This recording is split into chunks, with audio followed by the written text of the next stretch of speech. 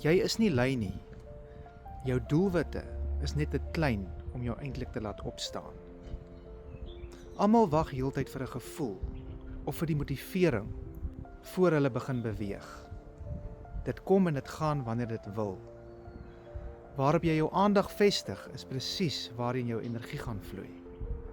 As jy jou oë heeltyd op jou probleme hou, op dit wat kort kom, of op dit wat ander mense van jou sê, gaan jy daardie dinge net groter maak in jou lewe. Dan voed jy die verkeerde ding. Suksesvolle mense voel nie elke dag lus vir die dinge wat hulle moet doen nie. Hulle doen dit net in elk geval. Hulle skuif hulle fokus doelbewustelik na die groter prentjie en laat die dissipline die werk doen. Moenie wag vir die regte emosie voor jy begin bou nie. Begin beweeg, dan sal die regte gevoel jou vang terwyl jy besig is. Hou op wag vir 'n gevoel. Begin fokus op die dinge wat saak maak.